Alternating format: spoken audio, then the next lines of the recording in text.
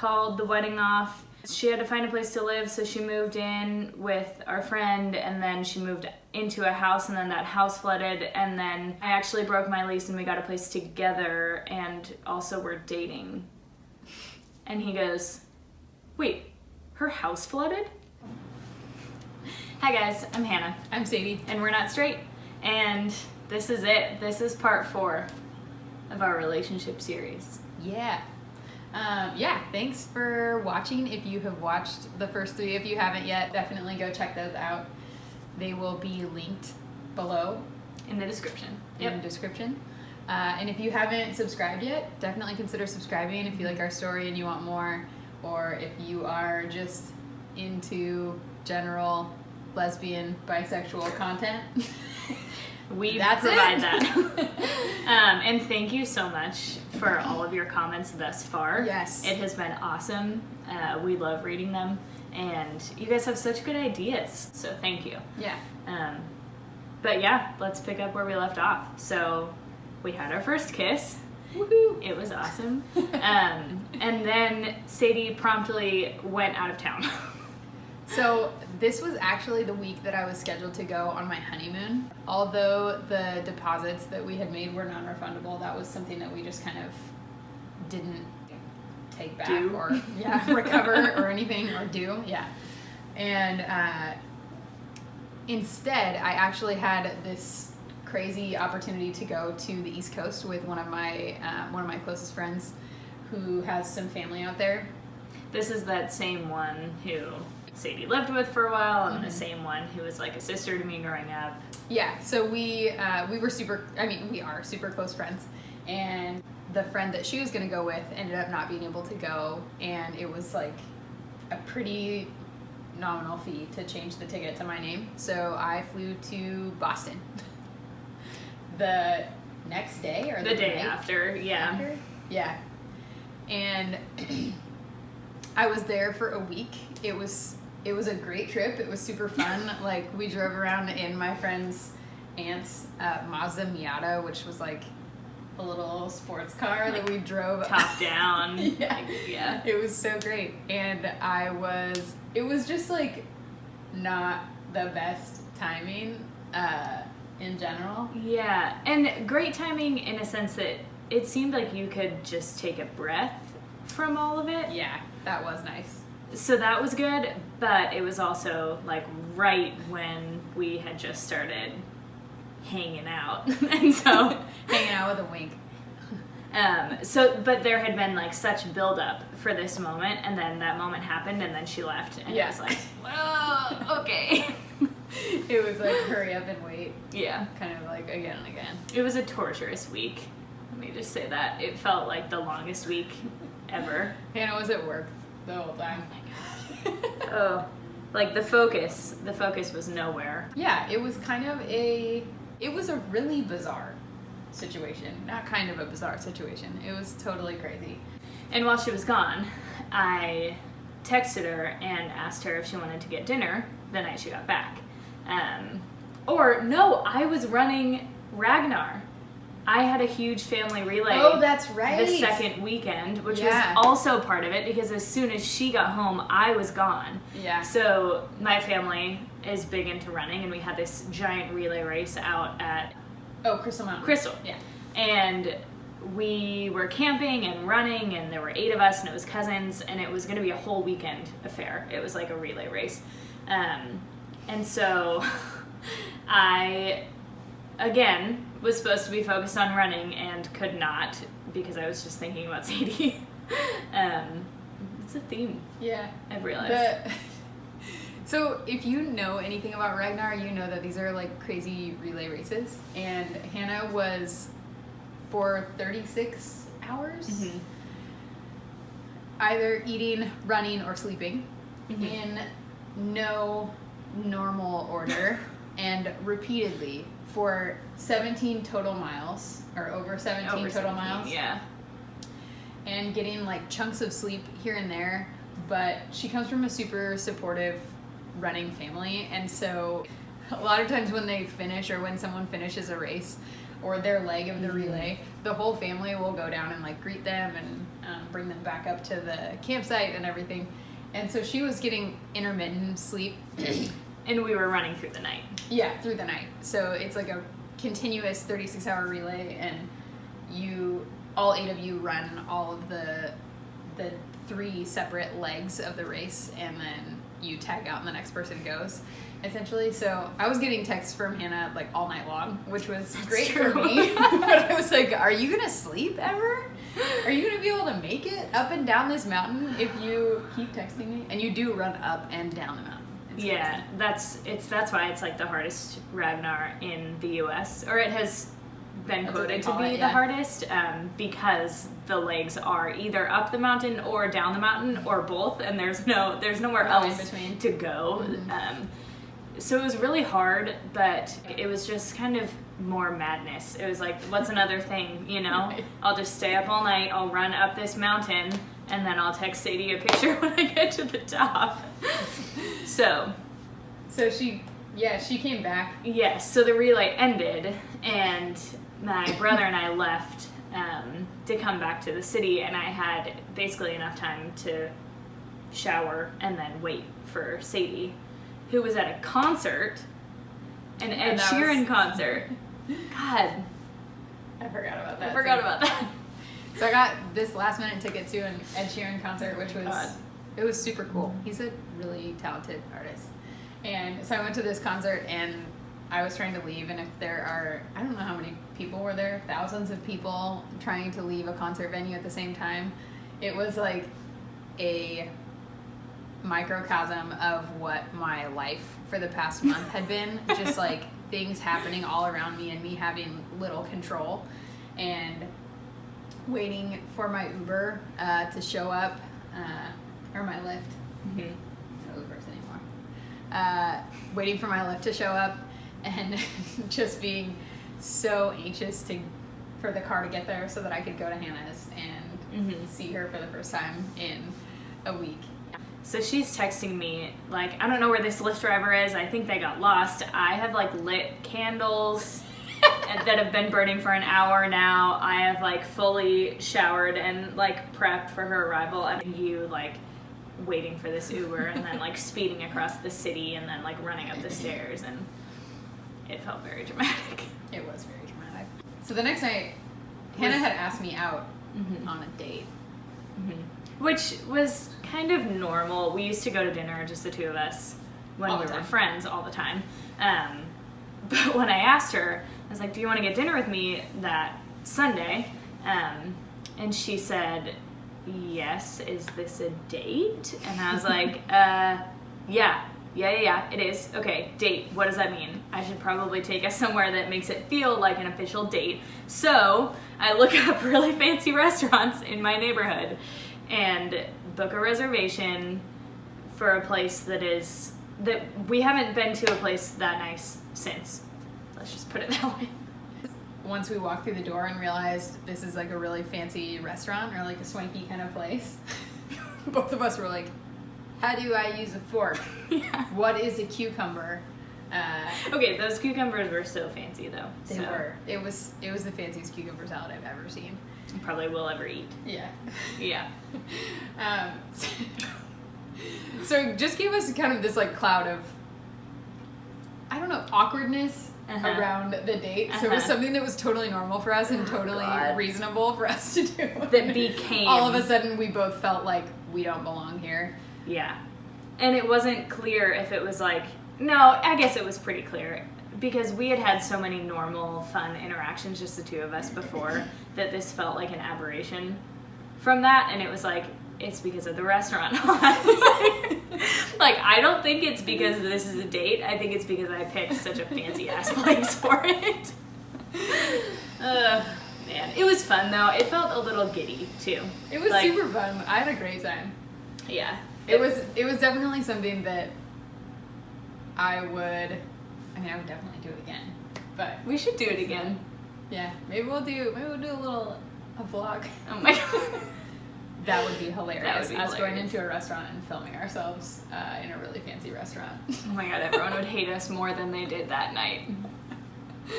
So after that, we continued seeing each other. In that time, I moved out of my house into the apartment of my friend to sleep on her couch for a while I looked for a place. So it was pretty busy. It was like my greatest dreams coming true. Because it was this friend who was like an older sister to me, who I'd idolized for most of my childhood. And then suddenly it was like the Three Musketeers. So I got to spend all this time with her and then all this time with Sadie, my best friend turned love interest. Love interest isn't a strong enough way to put it, but... You could say girlfriend. Girlfriend.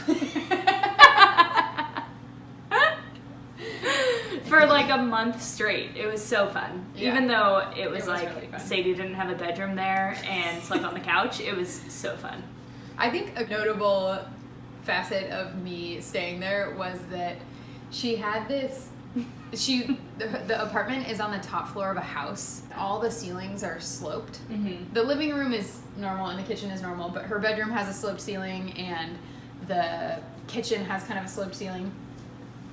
And so with that creates kind of these awkward spaces, and so a lot of them they just closed off as closets. And there was one huge closet that was tall enough that I could walk in, just barely step in. And there was a big long... like hanging rod? Rod, that's what that's called. I was gonna call it a rack. Like a rod to like hang hangers on.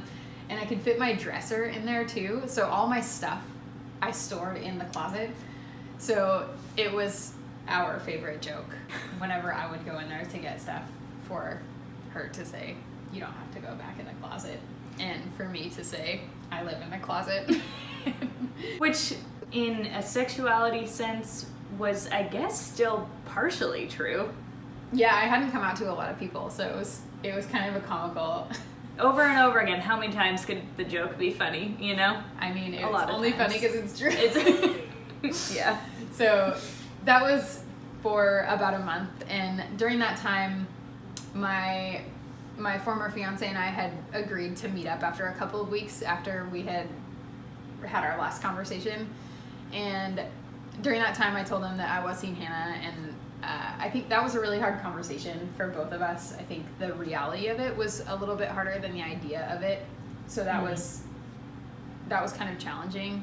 We still had a lot of love for each other, and that we respect each other a lot and want to be friends whenever that's possible, and just recognize that was going to take some time to let wounds heal and kind of adjust to being apart. And so that was kind of the last time that I saw him for, I think, like 2 months. Yeah, and that made things a little bit tricky also, because you guys had a lot of the same friends. Yeah. So suddenly it felt like we didn't necessarily want to feel like we were parading our togetherness around in front of him, and it kind of turned into like coordinating not being in the same place at the same time. I think it was a dance for both of us, wanting to respect that the other person was friends with these people, but also needing the love and support of those people too. It became this kind of delicate dance, and that was tough. I think I'm assuming that it was tough for both of us to do that. Yeah. I obviously, my emotions were not as, important is a weird way to say it, but it was hard for me too, because these were my friends also, and I felt like none of these decisions were up to me even. Mm-hmm. And me deciding to go to something would be just as negatively impactful as Sadie going if the ex-fiance were to be there, but I wasn't part of the discussion to determine who would be going. Right.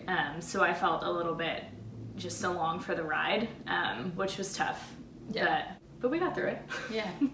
I think that created some really profound moments of discussion for us. Yeah. Because it was a lot of really figuring out what are my goals with our relationship and how do I honor that, and how do I make sure that I'm caring for myself and for you, but also not forgetting I want to care for our community too, and our friends are that community, and so not doing harm to that. You have one experience together, but you have two different perspectives on it. I think I made a lot of assumptions that your perspective would be the same as mine. And there were a lot of discussions that promoted growth. Yeah, I would agree. They were hard in the moment, but I think it was for the best overall. And I think the first year of dating is often really, really exciting and can be one of the less challenging time periods in a relationship. It's so funny to think about. We got to really power through some really hard situations and conversations with each other and about each other and about other people and our relationships with other people. And I don't know. Yeah.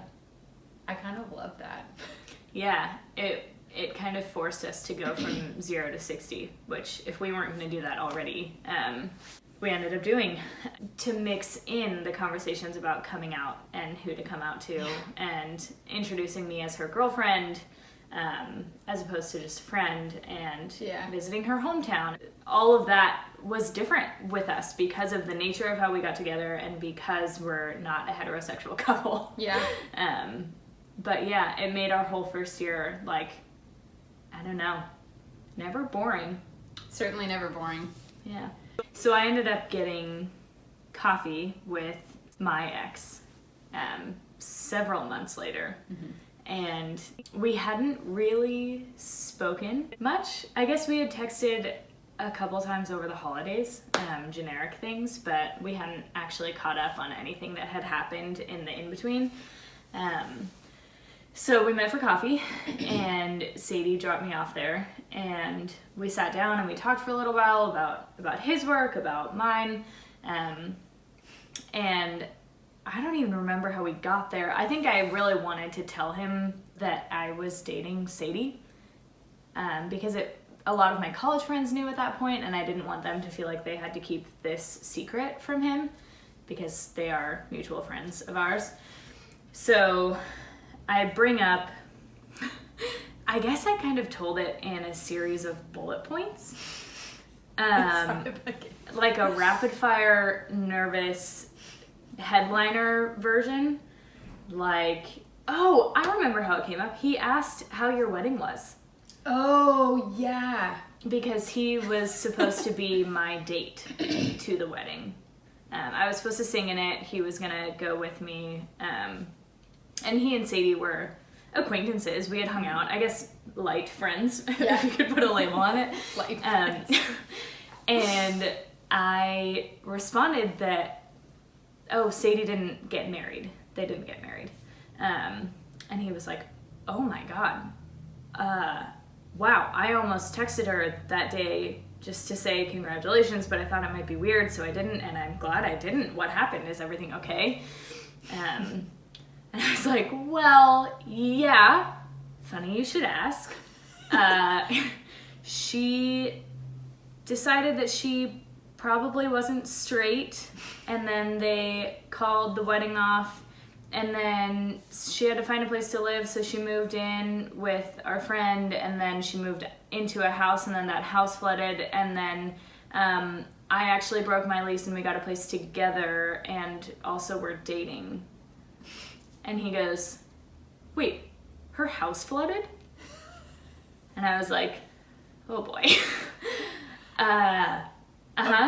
Of all the bullet points. Of all the bullet points, he was stuck on the house flooding. Such a good one to grab. It was so funny, and I didn't know what to say. And he was like, okay, and you're dating.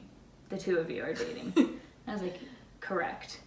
And he goes, well, you know, I've always loved Sadie. She's so cool. And I was like, oh, my heart right now. And he theoretically knew that I was bisexual, but along with most of my college friends, I don't think... May have been surprised.